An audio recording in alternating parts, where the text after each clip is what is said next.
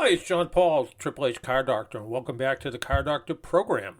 Hey, we've seen over the past weeks, months, and years even, crashes are going up on the road, pedestrian fatalities going up. In fact, over the past couple weeks, I did two interviews about crash rates, fatal crashes actually going up, as well as pedestrian fatalities. I guess there was a couple of pedestrians killed out in the western part of Massachusetts in the last few weeks. Well, there is some what seems to be pretty simple technology that might help alleviate this problem. And we had the opportunity to chat with Matthew Henderson. He is the Public Information Officer and spokesperson for Mary Lucen Design and Marketing. And my question to Matthew is, what is this new technology and how is it going to help prevent crashes? Right. So, the automobile industry is changing quite a bit, and there's more autonomous cars, and cars are becoming quieter, and everything's changing about it, but horns haven't changed at all in forever. So the idea is that if we can improve horns, maybe we can improve traffic safety. And this just adds a visual component to the horn of any vehicle. So give us a little bit of detail. What do you mean by that? As you said, horns have been around since probably carts were pulled by horses. Maybe there were bells back then, but they were still just a signaling device. What kind of technology do you folks have? Right. So it just takes whenever basically whenever the car horn is operated, exterior lights also flash. So right now, if a car horn is operated in heavy traffic, you don't really know which car did it. You don't know which car is needing attention for some sort of traffic emergency. So this flashes the external lights at the same time. That way, you know which car is responsible for the sound. You know which car to give your attention to and to make adjustments. And so many people are kind of walking with earbuds in their ears. They're either listening, either having a phone conversation, you know, it could be a virtual meeting, it could be almost anything. And the idea that they might not hear it, but might be able to see it, might be something that really gets people's attention. Now, what kind of lighting flashes? Is it the turn signal lights? Is it the headlights? Mhm. What goes on with this? So this technology can work with any type of vehicle, from cars to trucks, semi trucks, even like boats and planes. And it can work with any type of horn, any type of exterior lights. Obviously, we would typically use the front facing lights. Hmm. You wouldn't want the brake lights to flash, for Right. example. And but any type of exterior lights can work. So even on like a train, the front of the train, any of those lights could flash. You could install new lights for this technology, or you could use the existing lights. And like you said, people are more distracted than ever, so it's really important to get people's attention. And we feel like, and especially when there's a lot of vehicles around, a single beep of the car horn is just not enough. And I guess kind of that makes sense because you think about emergency vehicles, police cars, they have sirens and lights. And the lights are Right. there to draw the attention to the Mhm. other vehicles on the road, pedestrians on the roadway, and so forth. So, Mhm. similar type of idea of that. Has there been any kind of hurdles that you needed to jump through to try to incorporate what amounts to, I guess, flashing lights in conjunction with the horn? Is there Mhm. any, I know in some cases, you a typical car can't have flashing lights like a police car, for instance. So, Right. uh, was there anything you needed to do to try to get through that hurdle if there was one? No, I mean the lights don't flash as intensely as emergency vehicles would, and there's no siren, of course. But the technology for this is pretty much already built into most cars. All cars already have horns, they already have lights. They just need a way to get them to work together. And really, in modern vehicles, even the most of the software is already in these vehicles. But we're really just talking about reprogramming the software that's already in a vehicle to do what it has the capabilities to do. It's just never been put into place before. So right now, our horns and our lights already go through computer systems within our cars. We just need to get that computer system to work a little better because right now, if you try to honk your horn and flash your high beams or your headlights at the same time, you're that's not safe because you're taking both hands off the wheel, and it's just more cumbersome. So this just automates the process. So every time you operate the horn, your whatever lights are set up to flash are going to flash. Well, I'm not that coordinated, first off, so I don't think I could beat Right. my horn and flash my lights at the same time. You brought up a good point. I guess when I lock my car, when I press the lock button, the horn beeps Mhm. and my lights flash. Exactly. So this isn't so much a mechanical adaptation to the vehicle, it's a software adaptation. Is that how it works? Yeah, I mean, if you were trying to retrofit an older vehicle or an older fleet of trucks to have this capability, you might have to retrofit it with a different type of switch or a relay. But on the newer vehicles, it's almost always going to be a change in the software programming of the vehicle's computer. So it's a really simple upgrade to the horn and light system, and it's really affordable. Well, speaking of affordable, and it's something that can be done on, like you said, most every modern vehicle of some sort. Mhm. Um, how is this a DIY project? Is this something you would have to go to a specific vendor to have done? Do you need a special type of tool to program it, or is that all part of the system? It's so we have a utility patent on the concept, and we have a working prototype. And so we're working with partnering with automobile manufacturers and trucking manufacturers to implement this with new vehicles that are coming off the factory floor. And there's also a possibility of working with sort of aftermarket parts dealers or parts manufacturers to come up with a retrofit solution for older vehicles. It sounds, I mean, for somebody who's concerned about safety, they just bought a car, they don't have, they maybe just want to try to make their car more visible. The idea that they could go back to their vehicle dealer or maybe even an independent repair shop and say, I want to have this technology put in my car. Mhm. And the idea that you're not really altering the car, which I think is so important for a lot of people have concerns about, well, what if I do this and it voids the warranty or, it Mhm. changes the way the vehicle operates? And where this is just essentially software that changes the operation of the vehicle and doesn't change the way the car is going to perform, seems like a pretty simple and elegant solution.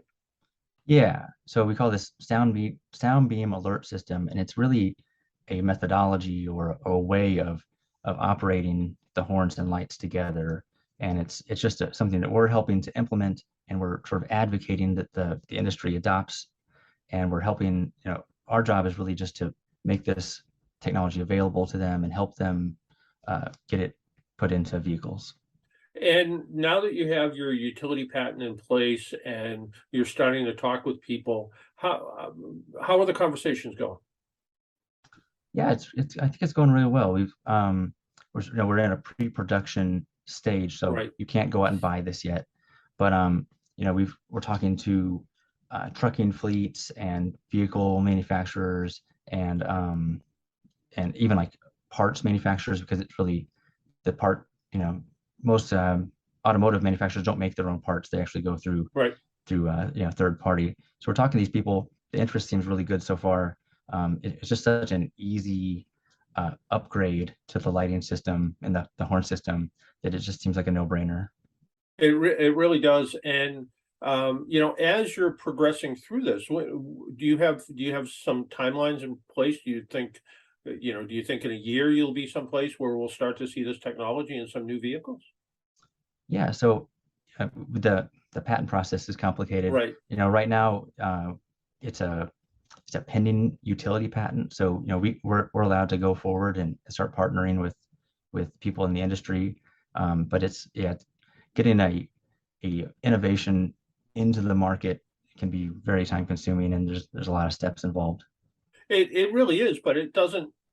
To me, this sounds, I mean, we look at all kinds of ways to try to prevent crashes on the road, whether they're, automatic emergency braking that we're starting to see today, where the car sort of takes over and stops automatically, hopefully, for another vehicle, a pedestrian or bike rider or something like that. But the idea that you can, in a crowded roadway situation or in an area with limited visibility, sort of a, kind of darkish road where maybe you see somebody starting to cross the road and you hit your horn and all of a sudden your headlights flash or your daytime running lights flash or something flashes to get the attention of that person walking or biking or, you know, any other form of transportation seems to make a whole lot of sense. So Yeah, yeah, this was it's really simple to implement. It's not a super complicated, you know, right. upgrade Yeah, the sound beam system. So I don't think it would have to go through as much red tape as say like a new airbag system would. You know, this is pretty simple. If the horn goes off, then the exterior lights flash. right. That's it. I don't think there's a lot of governmental regulation stuff we're gonna have to go through. But I think what you mentioned, that idea of a pedestrian, that was really one of the first reasons why we came up with this idea. Is somebody was going along the side of the road, there was some cars going different ways, and there was some sort of traffic disturbance where there was a dangerous situation going on, and one of the drivers laid on the horn, and but you couldn't really tell which car it was, so you didn't know which Yeah, way to look. yeah. But one of the cars flashed their lights at the same time. And so we thought, well, if you can get those two things together, then you can know which car needed the attention faster so you can react faster. Because like you say, there's so many people on their earbuds while they're walking around, while they're jogging. We also talk about how there's a lot of more people these days with hearing loss. Hmm. There's so many people on the road, who are either on the side of the road or driving or walking along railroad tracks who can't hear very well just naturally. And so when a car horn is used or a train horn is used, that's not very useful to them if they can't hear it. But if you could integrate a system where the lights flash in addition to the horn going off, then you can adapt for people who can hear and people who can see uh, as well. So we're trying to protect people with hearing loss as well. It makes a lot of sense, and I can see this on, even smaller vehicles, scooters and so forth, Mhm. where somebody's zipping along on a scooter and they're trying to catch somebody's attention, and scooters have to have the same types of headlights and taillights as any motor vehicle, but the idea that maybe that headlight is going to flash will kind of give somebody a little bit more idea of where all that's coming from. If people want to kind of keep up with this sound beam technology and as it's being developed, is there a website or someplace that people can kind of keep up with and see what's going on and see how the system's coming along? Yeah, so Soundbeam Alert System has a website. It's called www.soundbeam.tech. So soundbeam.tech is the website. People kind of learn and go along. Is there any investment opportunities for people as well? Yeah, so there are. It's very likely that this would go through a licensing deal where either manufacturers are going to license this concept, or a third party could just license it to be sort of the broker, and then they could go around and deal with all the manufacturers. Yeah. So yeah, I think it is going to be something that people want to get involved in. We looked at uh, the way uh, the autonomous cars now have to make some sound. Right. Like it's sort of dangerous to have the cars driving around silently because of the new autonomous cars or the electric cars are getting so Yeah. quiet. Uh, that helps protect people who are who can't see. They need some sort of audible sound for the cars. This is the same way, but it's sort of in reverse. Uh, we want cars to be more visible for people who can't hear, and there's a lot more people on the roadways and the railways who can't hear very well. Yeah, it absolutely makes sense. I mean, as we age, our both our hearing and our vision diminishes. I mean, we need three times as much light to see when we're 60 as we do when we're 20, Mhm. and our hearing doesn't necessarily improve as we get any older either. So when you combine the two together, that you're that you have both that audible and visible alert really seems to make a lot of sense. And to have that technology in a car, to me, seems to make some sense. So, Yeah, we're trying yeah. to come up with simple ideas that are easy to implement. We don't want to reinvent the whole industry. We just want to make some upgrades that help people be safer. Sounds like a good place to end to me. like you said, some simple upgrades to make the roadway safer, to make everybody has to share the road with everything else on the road. So you're sharing the road with pedestrians, you're sharing the road with bike riders, you're sharing the road with big trucks. We're all trying to share the road, and to be able to add what seems to me an elegant safety feature to a vehicle without having to re-engineer the whole car makes a whole lot of sense. So I wish you the best of luck on it. Thanks, John Paul. Thank you for having me on. Again, that was pretty interesting technology from the Soundbeam folks. And, a question that came up this week from a reader was I went to AAA and I'm interested in buying a battery. And your batteries are lead acid batteries, and I have the choice of going to a big box store and buying an AGM battery, which is a glass mat battery, sometimes called a gel battery, and they're almost the same price. Why should I buy the AAA battery? Well, first off, we've found through testing that it's best to replace flooded lead acid batteries, which are typical batteries, with the same type of battery. Yeah, you can have more cranking power, which our batteries typically do, or you can have maybe even better utilization of space, but usually it's a matter of cold cranking amperage is what we measure, and also reserve capacity. So our tests have shown that if you have a car with a flooded lead acid battery, conventional battery, you're better off replacing it with another flooded lead acid battery. If your car has an AGM battery, so a absorbed glass mat battery, and oddly my personal car does, and I have no idea why. It's not a car that I would have expected to see that in. But then you really need to replace it with the same type of AGM battery.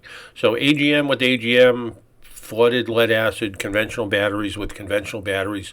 Usually that's the best thing to do. Now, if you have a vehicle that sits a lot, maybe it's a performance car that gets driven once a month, maybe it's an RV, maybe even, that doesn't get used very often.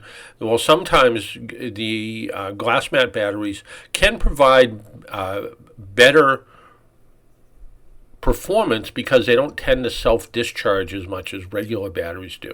And the good thing about a glass mat battery is there's no real liquid inside of them, so you can literally mount them upside down if you wanted to. And you see some hot rods and things like that with batteries mounted in really odd positions, and they use them for that reason. But a regular conventional battery on some type of charger, some battery maintainer, usually is all it takes to keep that battery in the best tip-top shape it can be in. So, interesting question from a reader, and hopefully I gave them the right advice, that stay with that flooded lead acid battery, that conventional battery, and use an AGM where there's an AGM, and only upgrade to an AGM if you think you need it for whatever reason. And in a lot of cases, I'm not sure where this person was shopping, they said they could buy it for the same price as a AAA battery. My experience has been usually these batteries are 2 and 3 times more expensive than the regular conventional flooded and lead acid battery. Easy for you to say, maybe not for me sometimes. But coming up next is a coworker of mine, Alex Slatke. He works out of our Connecticut office. He's the Director of Government Affairs. And AAA has come out with a new web product for your driving costs. And your driving costs is something that we've done for years and years and years. Gives you an idea how much it costs to look at your car on a per mile basis or an annual basis, how much that car is going to cost you. But this one's really unique, and Alec is here to tell us all about it. So, Alec, can you tell us all about this new website about your driving costs? Yeah, it's at AAA.com/auto repair/driving costs, and it really has pretty good functionality. You can break it down by which state you're in, how many miles you drive, also your city highway driving ratio, which of course is going to make a pretty decent difference in your fuel economy. And then you put in the specific vehicle you have, the year, make, model, the trim, and if you know it, and it gives you all the costs that you need to know to compare different vehicles. Yeah, which I think is really helpful right now. yeah. In years past, a lot of people looked at gas prices and whatever the gas prices are, whether they were $2 a gallon or $4.50 a gallon. People thought about gas prices as being the expensive part of owning a car, but it's really, when it comes to new cars, it's really depreciation and insurance that are some of the big factors, right? Yeah, I mean, certainly right now, we can say that fuel is absolutely on everyone's minds, and it is a big part of the cost of owning a vehicle. I think that's in part why so many people are looking at electric vehicles rather than gas powered vehicles, even though their sticker price might be a little more expensive to start. But yeah, if you're buying a new car, we've all heard the axiom that as soon as you drive it off the lot, it loses value. And while that's true, the real issue is it's losing value over the course of the 3, 4, 5 years of ownership, and that is 100% the biggest cost of owning a vehicle. And then insurance obviously is important, and of course, the more expensive the vehicle you get, the more expensive your insurance is likely going to be, and probably the higher you want it to be to cover the cost of the car should anything to happen to it. So definitely always a lot of expenses that people may not consider when they first enter the dealership. Yeah, absolutely. And the idea that you can kind of compare cars to cars, and you brought up electric cars, and electric cars are obviously on a lot of people's minds right now, whether it's they're thinking about them or maybe they're really thinking about maybe buying one. I know a lot of people are thinking about buying an electric car, although they're not quite there yet. They're not quite ready to do it, but you can do some comparisons. And this morning I just read a headline that said typically electric cars are about 23% cheaper to own than a gasoline car. And what's nice is you can take something like, look at a Hyundai Kona gasoline car and then look at its electric equivalent. And this way you're really comparing kind of apples to apples, although not the actual cost of the vehicle, but the actual size and functionality of the vehicle. And you can kind of look at it and go, oh, this one's going to cost me 21 cents a mile for gas, and this one's going to cost me the equivalent of, half of that for electricity. Yeah, and we see from the aggregate numbers that when we're looking at the total cost of ownership over 5 years, electric cars do seem to come out ahead compared to the average of all US vehicles. That's not really a super useful comparison point if you're comparing, a Ford F-150 to, a Nissan Leaf. So we want to make sure we're comparing apples to apples. And a lot of electric vehicles, of course, are on the smaller side. I think that's changing. We have, F-150 Lightnings, and Rivian obviously is very focused on trucks. But if you are actually in the market for buying a vehicle, you don't really care about these big average numbers of all the vehicles on the road. You want to know about the 5 or 6 vehicles that you're looking at, and this tool allows you to use those comparisons. Yeah, and it really does. And what's kind of nice about it too, one of the sort of failures, and failure is probably not the right word, is that we were never able to really look at used cars. And somebody would call up and say, hey, I have a program at work where I'm not really going to get paid a whole lot of money to go do this, but they're going to pay me X amount per mile. Do you have any idea how much it costs to operate my own vehicle? And now we can go back 3, 4, 5 years and look at that car that might be a 2017 or 2018 and figure out the actual cost. And like you pointed out, relative to where you live and the type of driving you do. So if you're going to be delivering for Uber Eats, for instance, and it's going to be all in residential streets, you can get an idea what it's really going to cost you to drive your vehicle, and does it make sense to do that, gig economy type delivery service? Yeah, I mean, I think we've seen obviously a pretty robust used car market over the last couple of years. I think we've all heard stories of people that bought, a Honda Accord or something like that, and then they get a call from the dealership saying we want to buy it back at more than you originally paid for it, just because supply was so tight. But especially with that, really good seller's market for used vehicles, it's important for buyers to know exactly what they're getting into. Of course, depreciation is going to be less of a factor when you're buying a used car, but your maintenance costs might be going up, and obviously the older cars might not have as good of a fuel economy as the newer cars. So there's really great functionality to be able to look back to those older models and see exactly what you're getting. Yeah, it really does. And this is where I think the power of the internet really helps. So whether you're looking at our programs where you can look at how much it's going to cost to operate your vehicle, then maybe you go over to safercar.gov or IIHS and look at crash testing, and then you can say, hey, that car looks like it does well in crash testing, it looks like it's in my budget, and then I can maybe go back to AAA's car buying service and look at where, let's see if I can go buy one now, let's see if it's there, and then not to make it too much of a AAA commercial, but also look at what AAA financing has to offer, and maybe there's some great deals there as well. Yeah, I don't want to continue the commercial aspect necessarily, but one thing that I really do like about this is that you can select the trim too, which is, when you're looking on manufacturers' websites, you can get that information too, but they're always going to just give you the starting price, of course.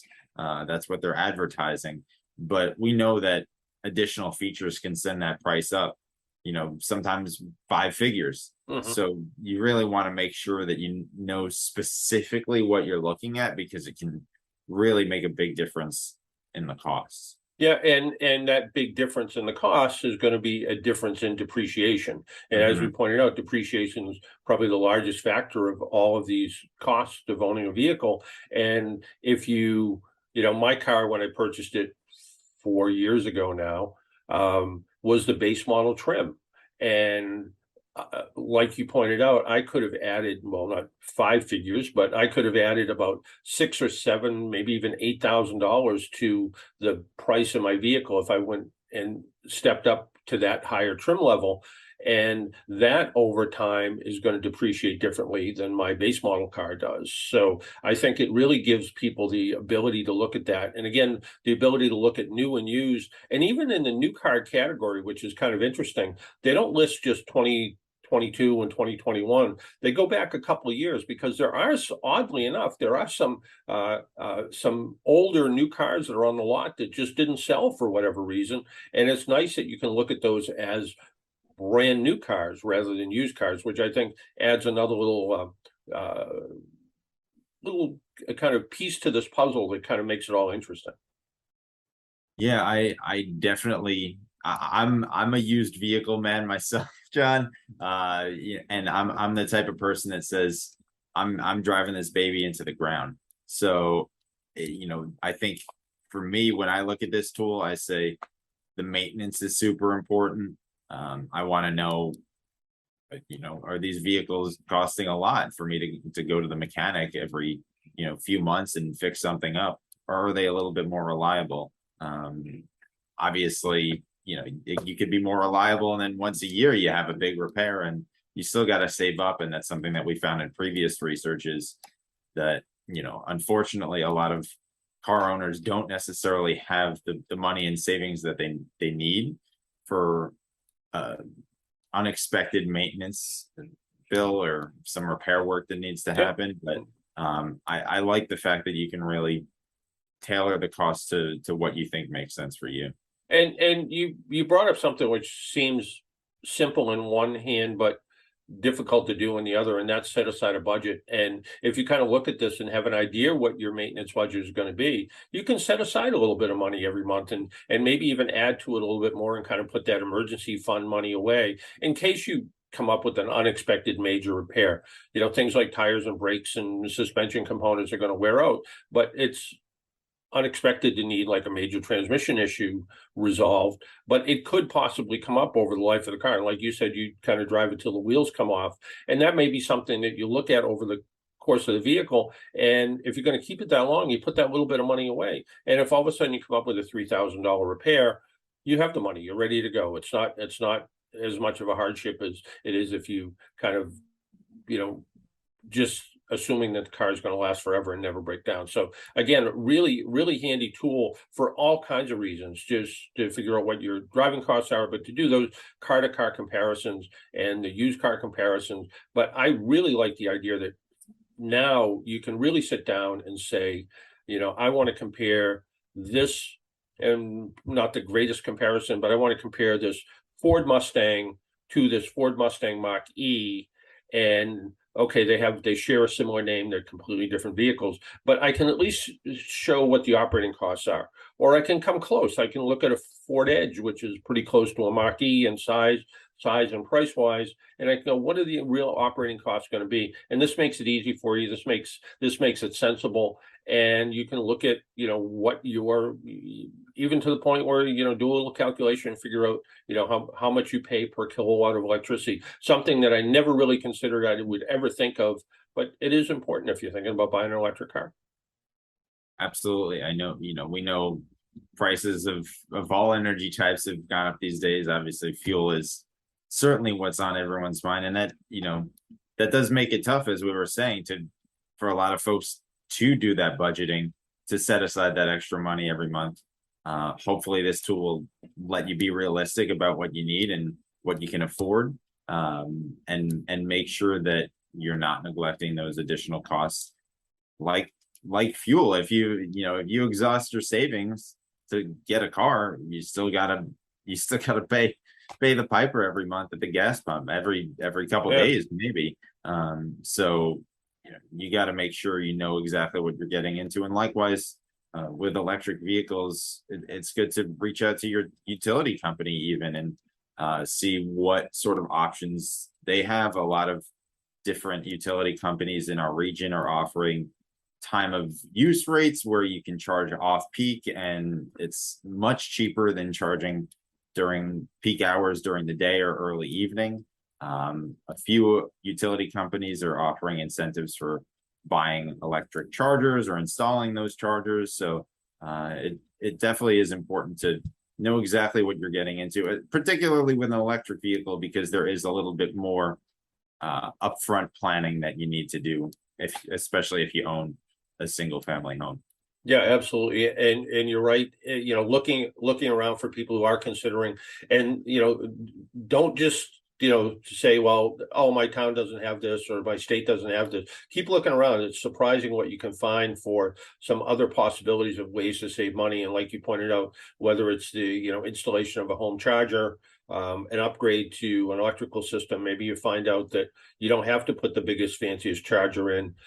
You can, maybe if you're somebody who only drives 30-40 miles a day, that 110 volt outlet that you plug your hedge trimmer into or something is plenty to be able to charge up your electric car if you're not driving long distances. So there's a lot for people to consider in this. And one more time, the website for people to be able to go to it and find it.